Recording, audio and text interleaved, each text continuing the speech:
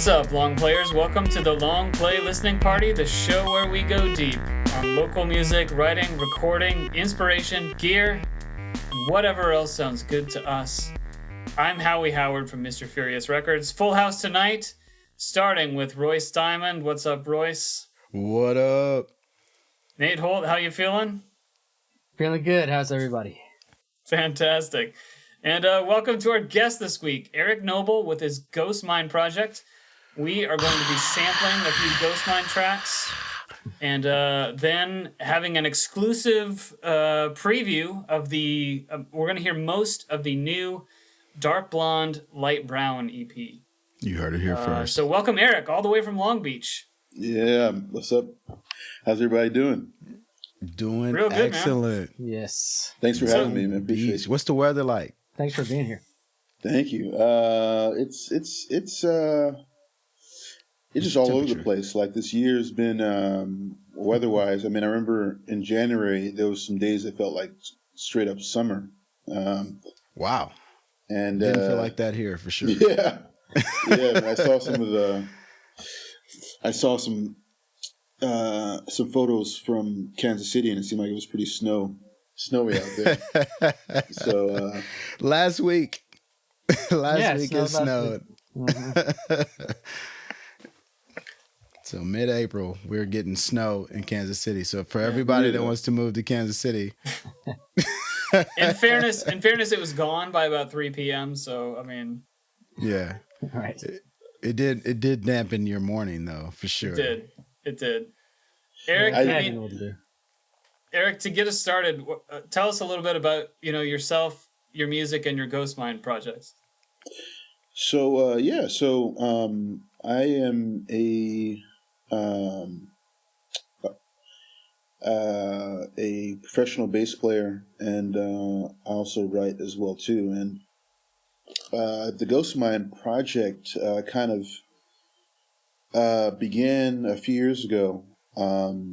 It was around the time when my father died, and I was going through this kind of really darker period. I left this band that I was in for many years, and it kind of fell apart. So I was kind of on my own, kind of creatively, and I just felt like it felt this whole energy, this kind of this darker feeling, all these feelings coming through, grief, isolation, and it kind of became, I started making these songs, and like a style kind of came together, and yeah, so that's how. And the second part to that is I also started writing this story, and so Ghostmind is kind of it's kind of like a multimedia project. It incorporates both music and also film, and kind of it really centers around. The music isn't necessarily a soundtrack to anything, but it's comes from, I would say, stylistically maybe a certain emotional place, So this is let me see if I can. This is "Tell Me How" playing right now.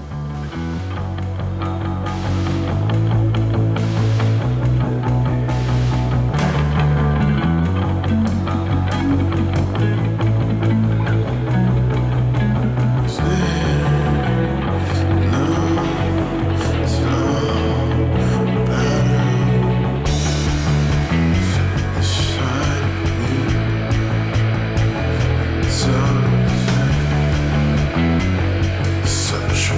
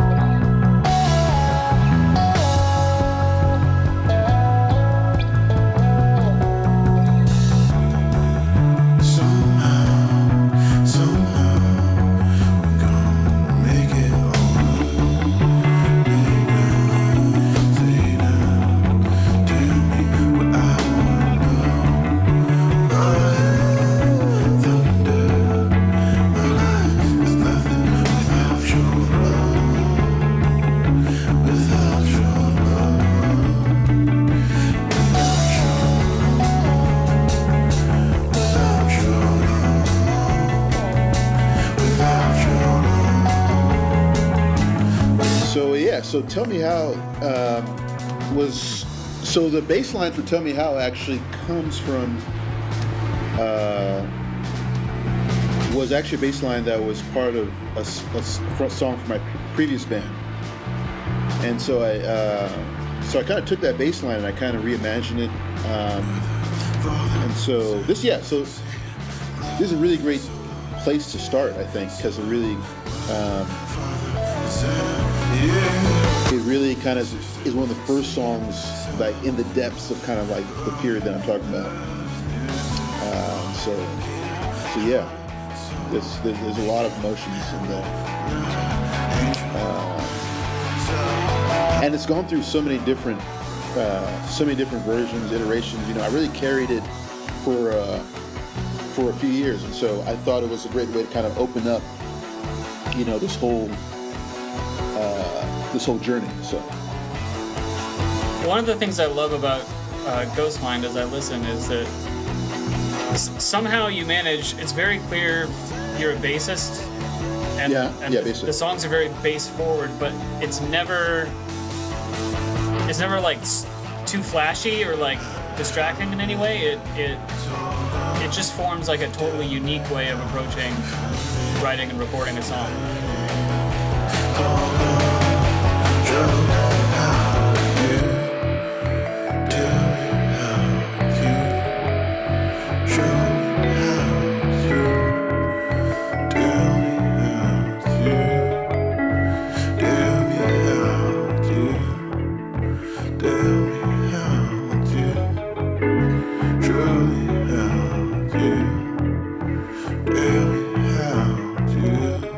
So what was your question again, Howie? Yeah, I mean, I don't have a specific question, but just as I've been listening to this stuff, it really strikes me that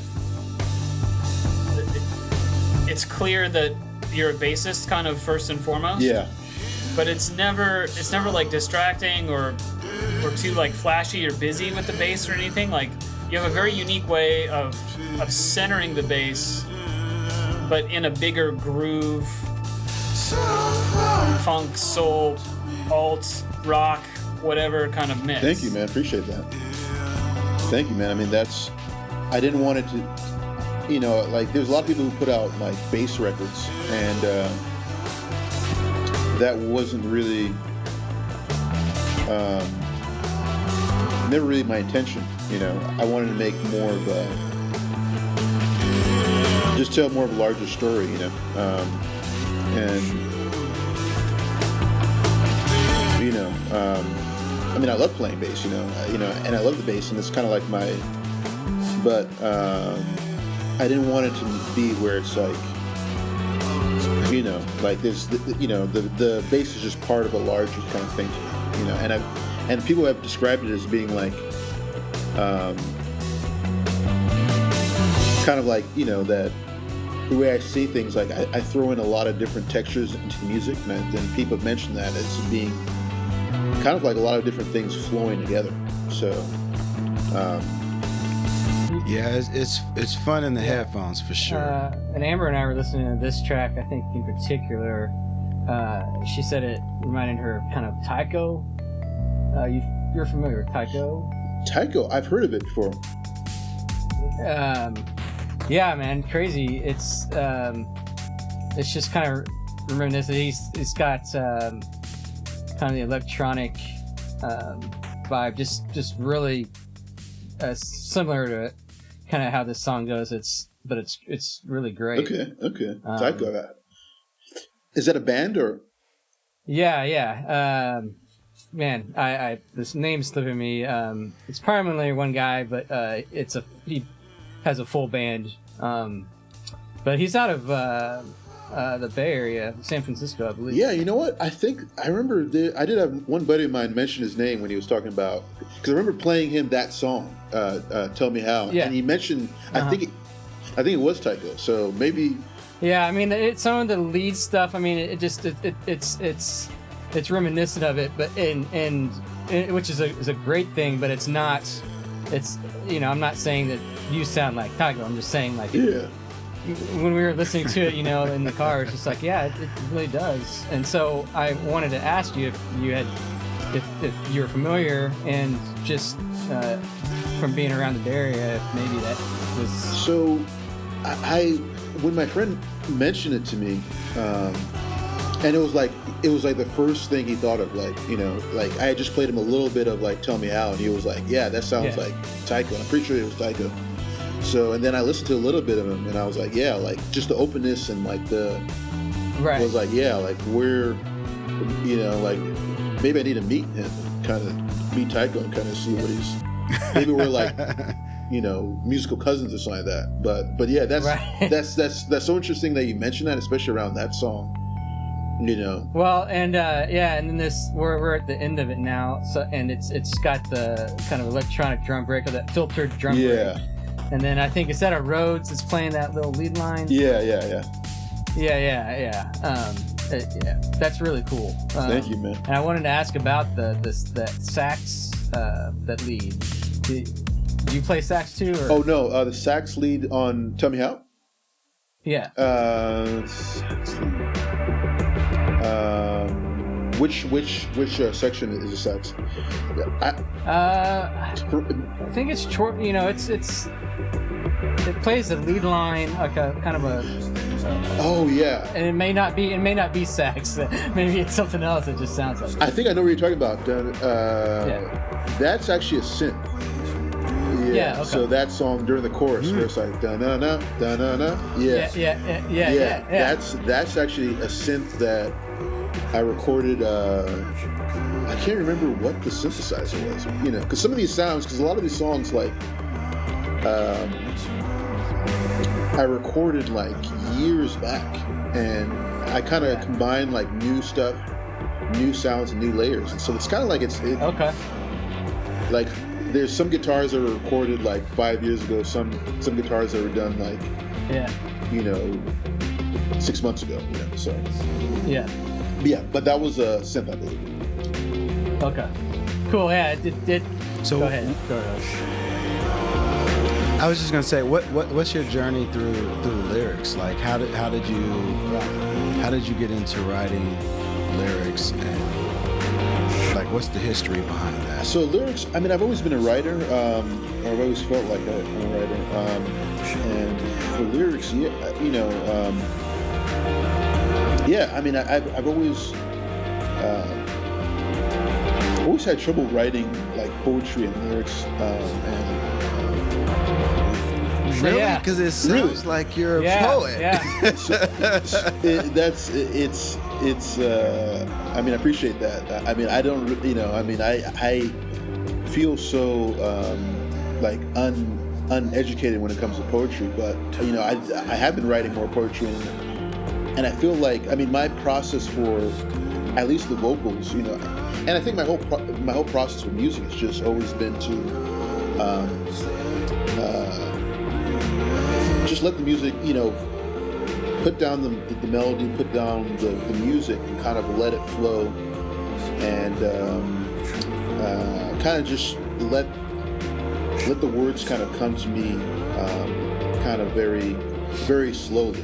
Like, I'll put down the track, and it may take me a while, a very long time to actually write the lyrics and actually come up with the concepts.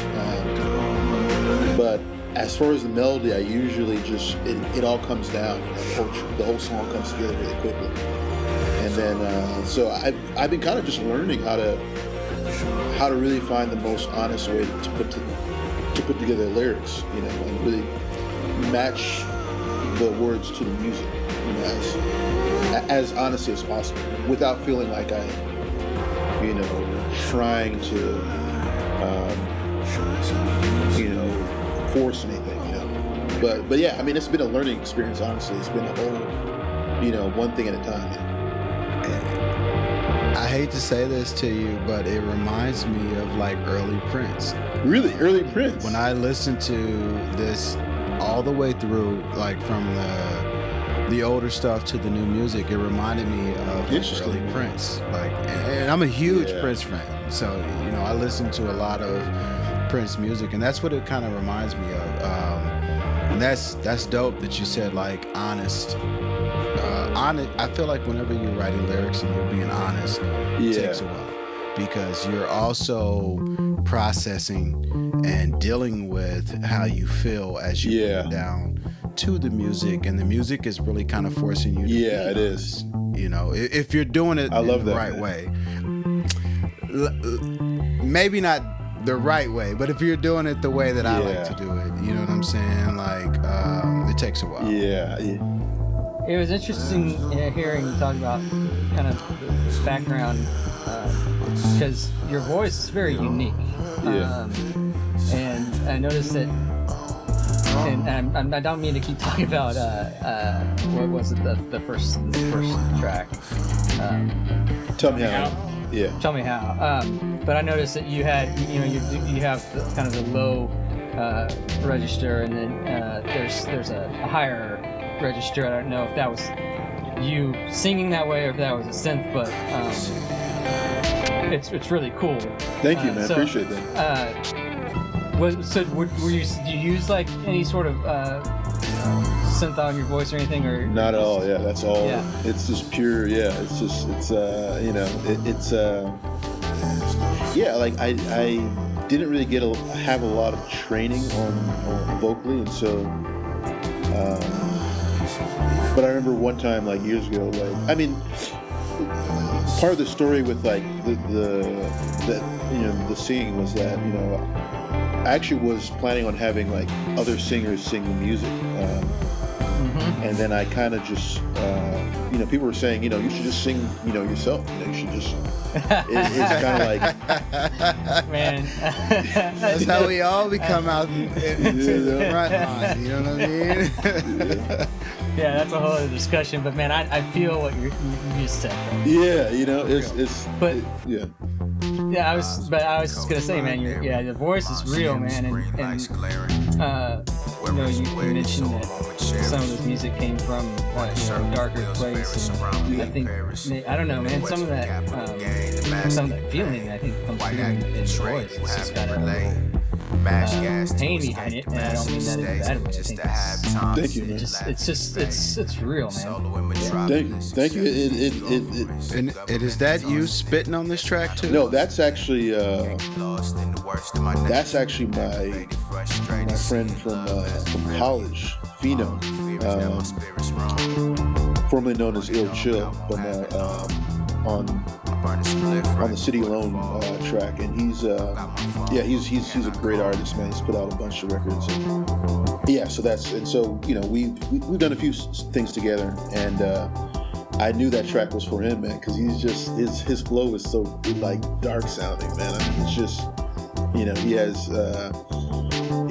he's such a like a thoughtful person in general, but also the way he like raps, I mean, on all his records, he has a bunch of stuff out. And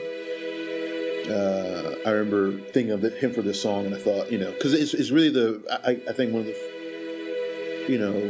maybe the only hip hop song I think, on the thing. So. And did you compose all of this? Yeah. I wrote all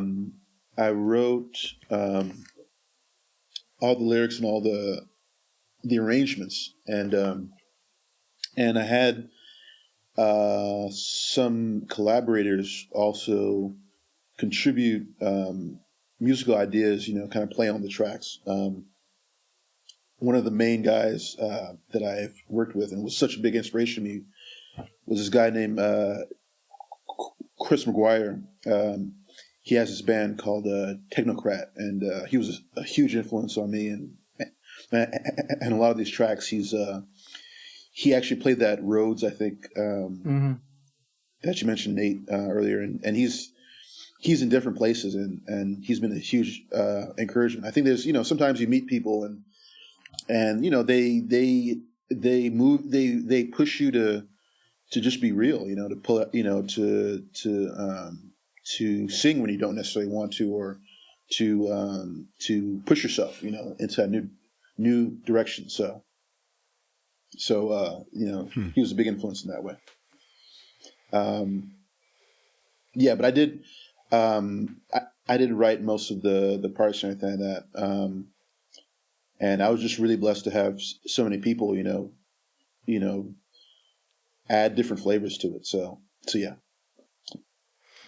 And how did the production go? So you started with what and delivered that to whom, and they did what? So for each, production wise, I would come up with the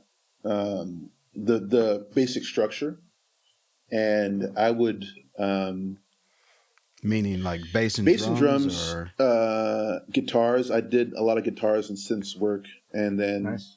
I would send, have them listen to it. Either I would send them to their own kind of setup, and then they would play and send it back to me.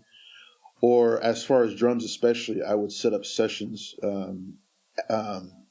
at different studios, and then we would just go play through it. So that was pretty much the process. Me kind of like, kind of building the track production wise through Ableton or at your house. Yeah. Most of the stuff, a lot of stuff was just on my computer through Ableton. I mean that's that's kind of my thing. I mean, as I gotta you guys get know, into I'm sure you guys Ableton, man. Yeah. you know what I mean?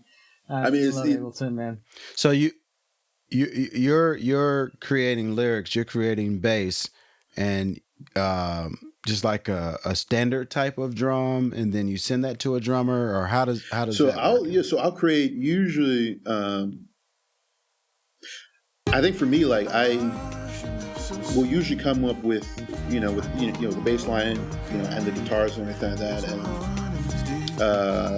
and I come up with like a basic kind of like drum line for it, and then usually I personally like to just let players just kind of do their own thing, but within the like my whole way of thinking is just like come up with a basic idea, come up with the basic almost like the script or whatever you call it, and then have the different player come in and kind of interpret it. Yeah. And just kind of, but letting them kind of do their thing. I think most of the work is choosing the player who you think is right for the music. That's where most of the work is. Gotcha. Because once you choose the player, and I've been, blessed to, I guess, have that discernment to be able to see, whoever, who I think has the right kind of feel and the touch and the, to really make the track happen. So,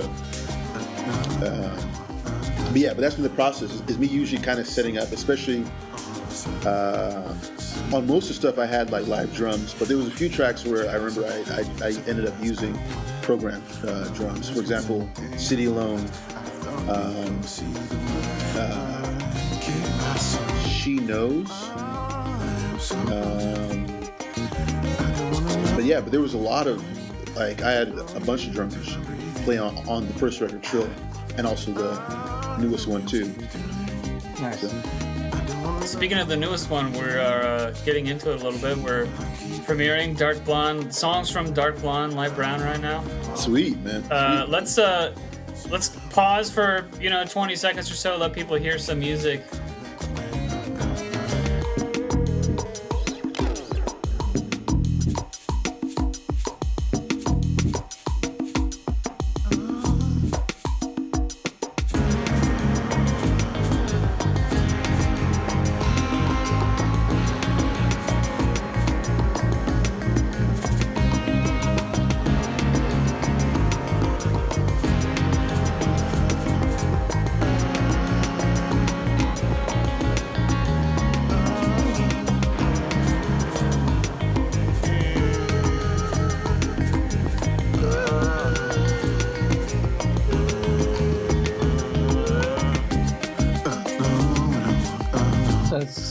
Live percussion.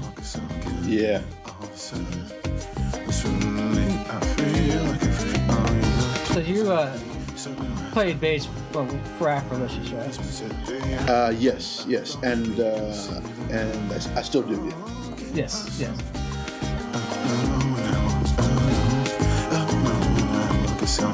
Did you bring any of them in on anything? So I had Vince Fawcett come in on. He's a current drummer. I had him come in on E.T. Come Home, which is coming later, and another track. Yeah. I remember that. Yeah.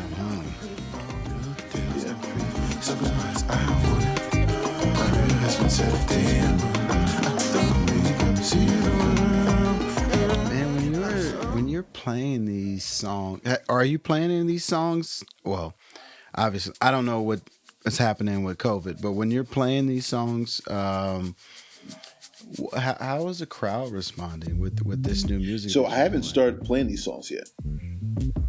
Yeah. Oh man. So that's a whole other. Watch out, California. Yeah, I mean, we can get into that or not. But I was going to say that might be a whole other discussion. But you're probably like having your mind like you're probably creating that vision right now, right? Yeah. I am definitely looking. Yeah, I've been having this vision for a long time. I mean, there's so many ways to, I play live for a living, so. Right. But I haven't performed this music yet, and I'm super excited for all the different phases that's going to come through, But it would be cool, I think my vision, just kind of, try to keep it pretty fluid and kind of let the players do their own thing,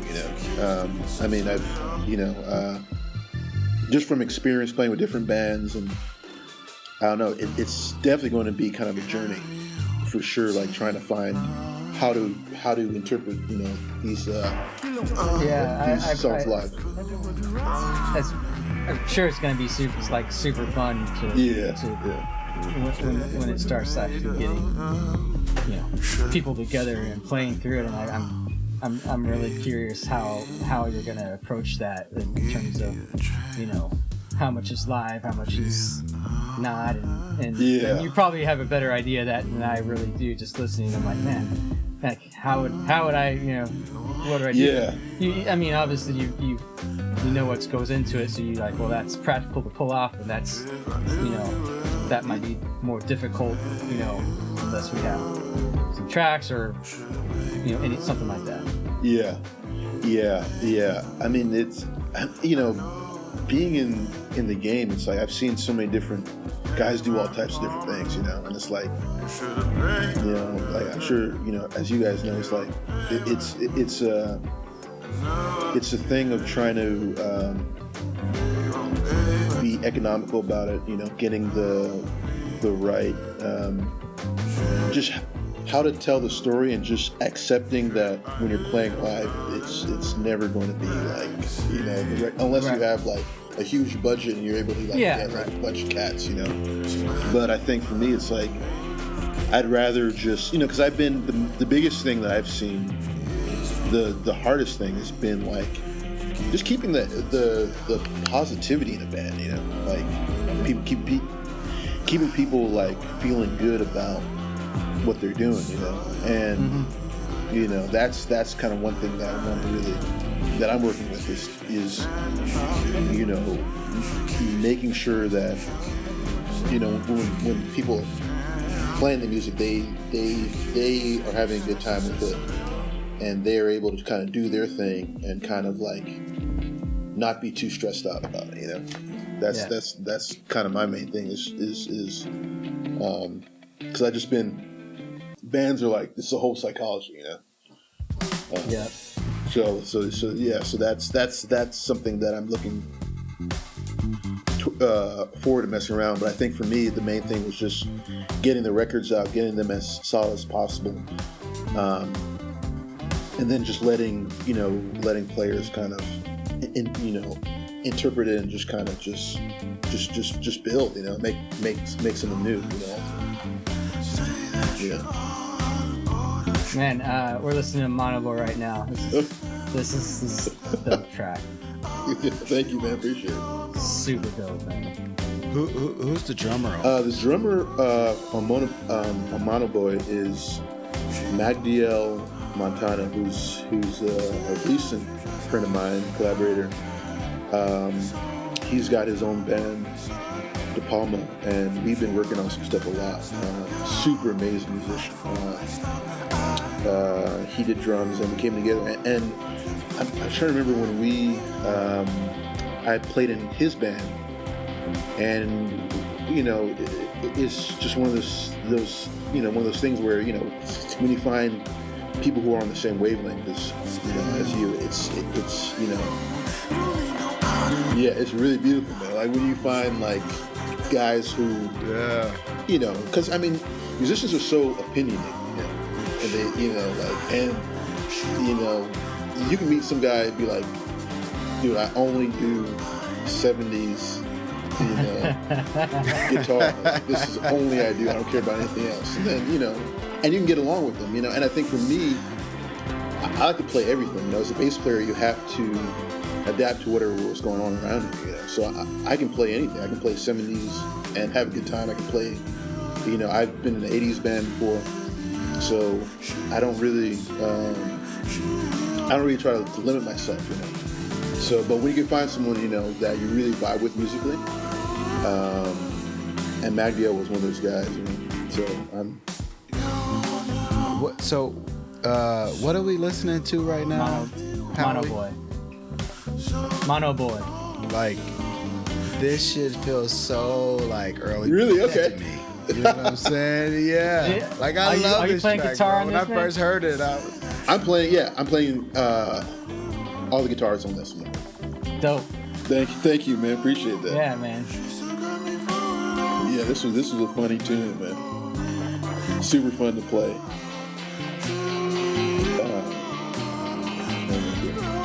Yeah, I love all the synth work in all the songs, but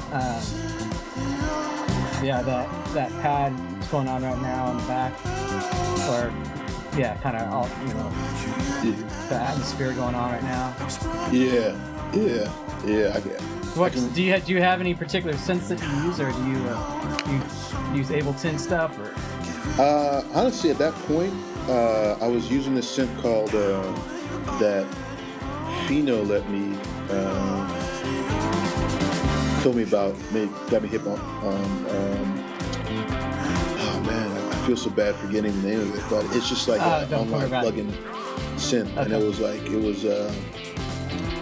and I just found the sound, man. It's just silent. Sorry, yeah. Silent, the silent synth. And so I see all your synths in the background, Nate. I mean, you're a synth expert, looks like. I'm far from an expert, man. I like to geek out about that sometimes, man. Yeah, man. I haven't messed with silence too much, but I like the sounds that you got. See, the synth textures are great, but I mean the bass tone is incredible. Yeah. Thank you, man. There's so much. See, now what I love in a bass tone, I'm like a P bass. Like that's me, dude. For me. Yeah. But you've got that warm. It's a big, warm, round sound. But you got a little extra on the top and bottom compared to a lot of mixes. Yeah. That just really bring it forward without taking up too much space, and it's wonderful. Thank you, man. Appreciate that, man. Appreciate the, So tell us your secrets. So I don't really have any secrets, man. I mean, it's it's in the fingers, isn't it? I think He's like, yeah. It's the source. It is. I mean, I think for me, it's just listening to bass players for all these years and like just stealing, man, theft. That's really what it is, dude. Literally just theft. But not a lot of you don't hear this type of tone on a lot of records. Usually it's pushed farther back. Yeah. Or if it's a more bass focused record, maybe has like a pokier high end. Yeah. And this just sits right in between in a really sweet way. Thank you, man. I appreciate that, man. I was listening to this record and I thought Howie is geeking out. You know, like as a drummer, you know what I mean? Like he's totally geeking out, like for sure. Oh, that tone right there. What are we listening to? Oh, how? Do you have that, Howie? Oh, how? I think I'm a little bit ahead of you guys. Let me see if I can. I think you're a minute or two ahead, Eric. There's just sick, like, distorted tone, like the just. Yeah.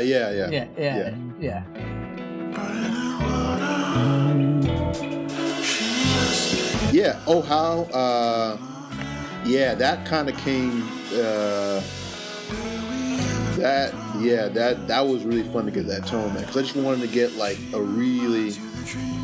tone that just, I don't know what the expression is, but like just get the.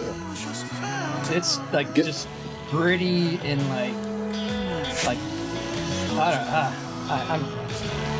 I'm not very good at describing what the sound, but yeah, man, that's a. Well, and I'll tell you what's interesting to me, especially about some of this later part of the music. But it gets I'm a a lyricist, texture, man. So like that texture in that song, man,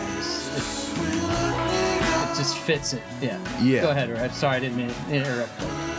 No, you're good. I was just saying, like, I noticed that the drum production kind of like picks up for the lyricist towards the end of some of this music, and it's what's really interesting to me is you've got some really good lyrics that I feel like are just kind of playing, like, not necessarily the background, but they're not like way out forward. You know what I mean? I mean, obviously that's intentional. What's your thought process behind it? So this is kind of one of the things that I think a lot of been one of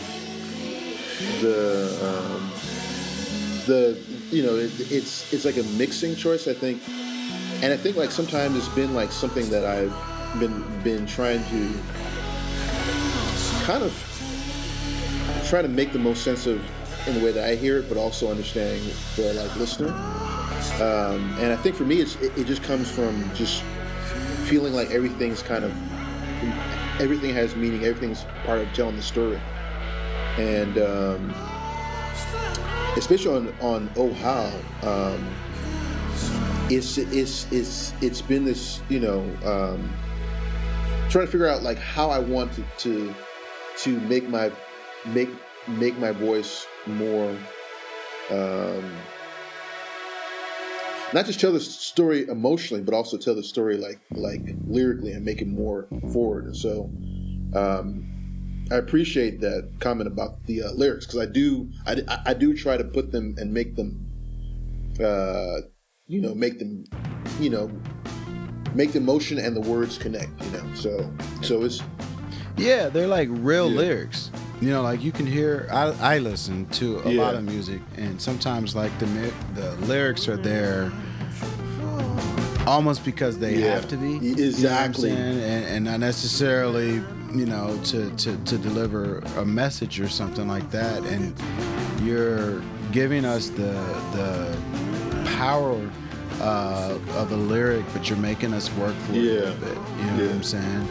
And honestly, man, I fucking dig that. Like, I was surprised, like first I was like, oh my God, give me the lyric. Why can't I have it more? I'm a rapper, so I want to be like out there and and you give me the journey and you make me kind of like work for it a little bit as a listener, and it gets me more excited, which I would have never even thought of. So there's one person who doesn't like it. It's my mom, actually, because she's always like, with like modern music, she's always like, what are they saying? Why can't they just right? Because she's so used. What's up with all this mouth shit? She keeps telling me, with the Beatles, it was so clear, back in the '60s or whatever. It was like, sugar pie, honey, honey bun. It was crystal clear. I'm like, and I keep telling her, like, nowadays it's like it's not really that way anymore. It's like it's more about the expression or whatever. It's Hard to explain, but you know. Yeah, and like you said, you know, it's all a part of the experience, and you kind of get to keep experiencing the music that way. Appreciate it. Which is, you know, I enjoyed it. Thank you, man. That means a lot, you know.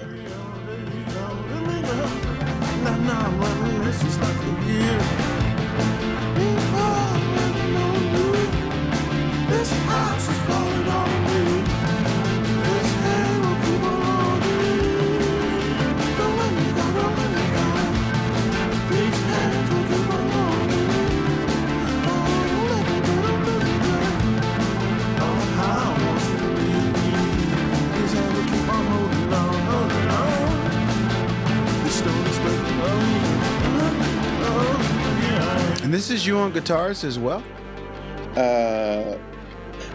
Which song are you guys on?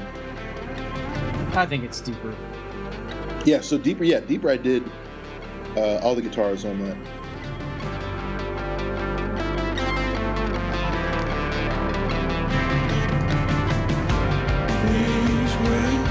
Yeah, this song is another one of those kind of like Tell Me How era songs where it was like, deep in that period, you know. And it kind of just, you know, one of those songs, like a lot of these songs, you know, I like start with a bass line and just kind of, I usually start with a bass line, you know, for like songs and kind of play it through and then just kind of start singing melodies and kind of seeing where things going. And it's like, I've always been a very like visual, almost like,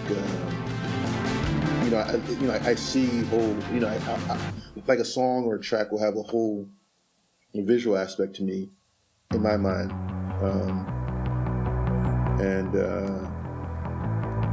Man, this shit reminds me of my childhood. Oh, really? So much, man. Like, oh my God. I remember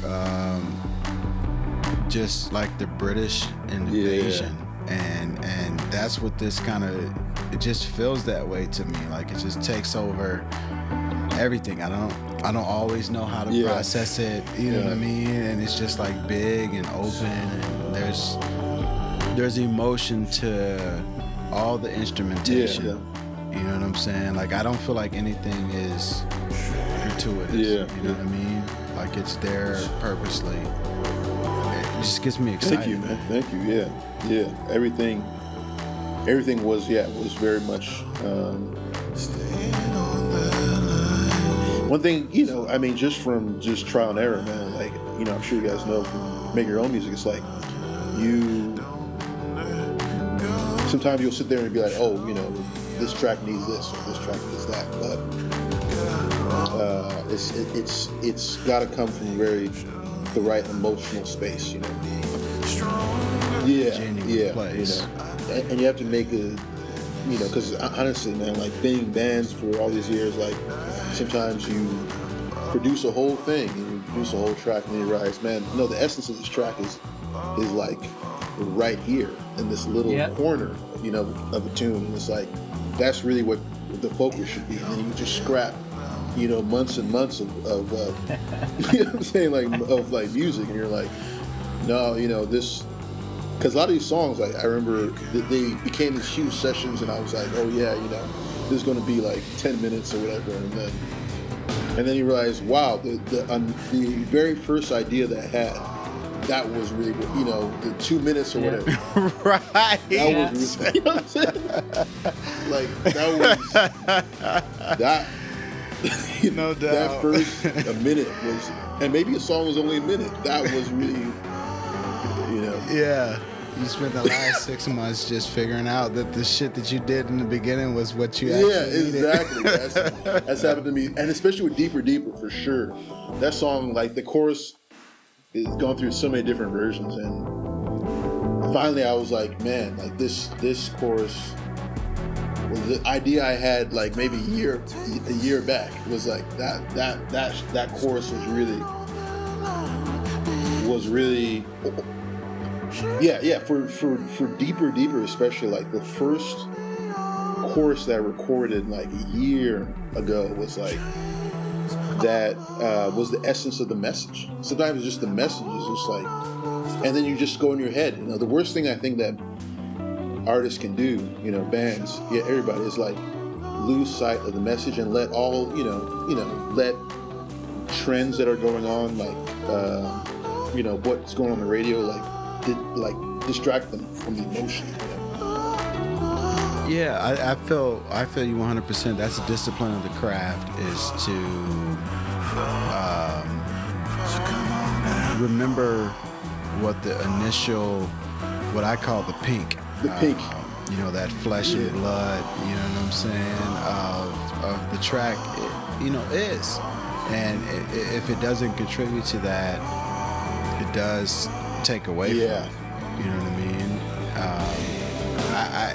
I'm a huge, like when I'm writing lyrics, I write whatever comes out. Yeah. You know, and I don't mind editing that, but if the edit takes away from the initial emotion, and you feel it every time you perform it, you feel it every time you say it, you're like like you kind of cringe on the inside until you get back to that emotional. And I don't play an instrument the way you guys play it. Usually instruments for me are complementary to my lyrics. You know what I mean? Like if I'm playing the keyboard or something like that.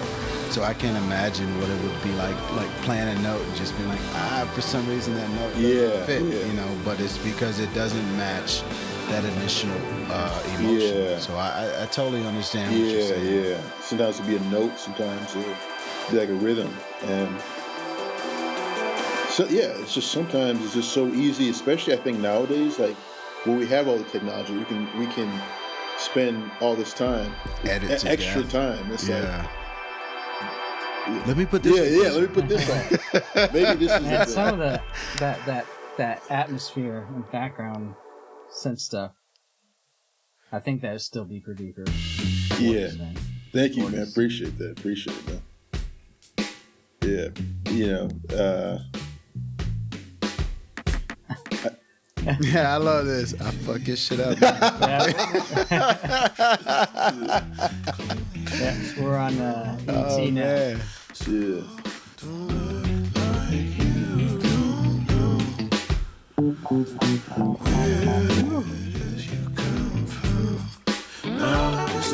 It's interesting to me, Royce, that you said, you know, it reminded you of older stuff, and I mean, I get that 100%, but it wasn't my first reaction. Like, it's informed by all that stuff, but my first kind of reaction, or still my reaction, is that this is like really modern and a really, you know, pretty unique synthesis. Like nothing else really sounds like this, you know. So it's a pretty unique way of putting all this stuff together. When it's like when Jarrett or David Bolton turned this on to you, and I kind of looked initially. I think what I saw on you was classified under like R&B and soul, which I totally hear, but it's man, it's not. It's not just that. There's so much going on like this. Well, it's not what we consider traditional R&B today. Right. You know, but when what it gave me was the emotion that I felt with early Prince. You know what I mean? Where it was like you're allowing the instruments, you're allowing the lyrics to do what you're emotionally feeling, and there are some things that kind of like sonically and from a texture perspective fit that time period, but it reminded me of like that early, more raw Prince. Just spoke to me in a way, and I think that stuff was more emotional to him than some of his later music, you know, and that's what that kind of reminded me of. Not in the sense that like, oh, this sounds like it came from Minneapolis or something like that. Got it. Yeah. So if that makes sense, that's just kind of what it felt to me, especially like like we think of Prince now, like because we have 30 years of history of Prince. But if you think about Prince in like the 80s and late 70s, it was like here is a black guy using these instruments in ways that we just really hadn't heard before. Yeah. You know what I mean? Like before Prince, we had like Marvin Gaye or something like that, and that had a very soulful Aretha Franklin kind of feel. You know what I'm saying? Whereas I felt like Nate said, when I listened to it and then I looked it up and it said like R&B and soul, I was like, kinda. Like I get it, you know what I'm saying? But like it transcends genres. For sure. For me. And I felt like that's what the early Prince stuff did. Like, Yo, man, it wasn't a box that I could put in. And that, just that turn, we're listening to, I think, is this towards the end of the song? Yeah. Man, like that. It's like, what's happening? I feel totally different now. Just that outro, that Yeah. Don't listen to my intonation there. Yeah. And a lot of this later stuff, man, I gotta tell you, like I was like, I could spit over this shit. Like, you know what I'm saying? Like I could bust some bars over this. We need to do it, man. We need to do it. We need to get some bars. Hell yeah, man! Honestly, I was thinking like I should come I should just come. Like I was looking at your setup, man. I was like, bro, those monitors that you have, those are those Yamahas, right? Like those are the new Yamahas, man. Those things sound phenomenal. Like phenomenal. A partner of mine just bought a pair of those, and I was just surprised and blown away by the accuracy and the way that those monitors sound. And I saw that all over your Instagram, all the stuff that you were posting and stuff. I was like, man, he's on it. You know what I'm saying? Like that's that was grateful because that I came. I shared that studio with Joe. Used to be Joe.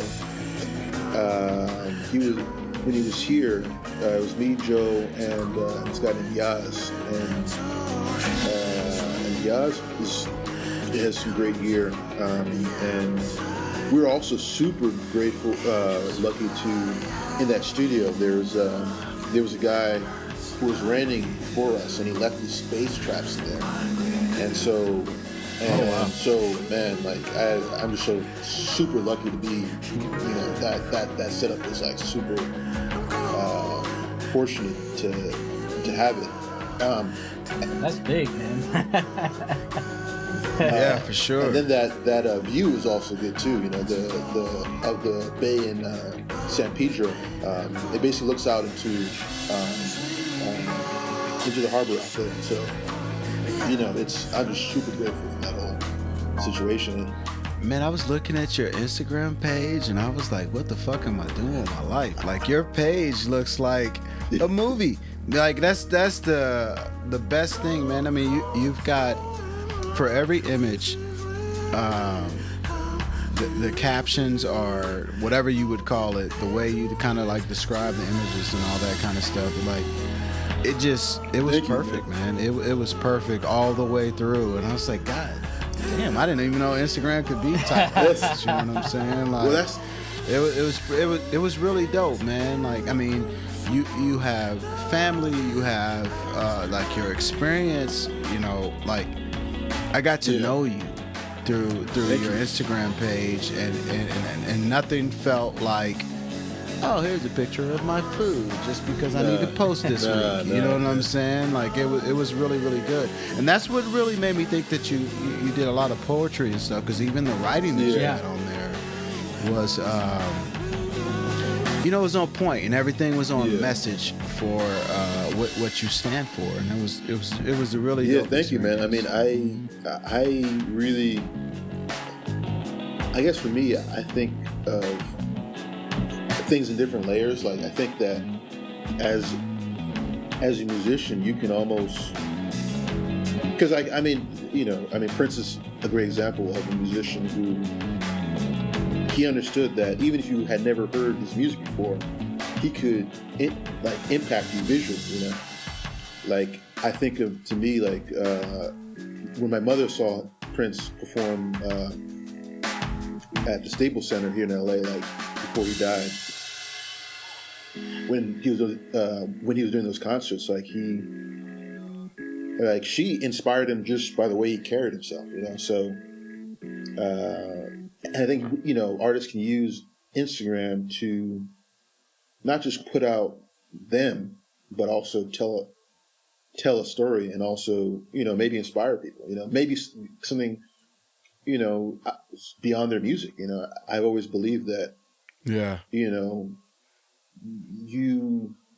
even if no one hears the music, and never, you can still tell a story and inspire someone and be of service, So, and that's what I try to do, And so, and I'm glad you can kind of feel that from the presentation, like trying to tell a story, and try to be raw, I think that, especially nowadays, I think it's artists,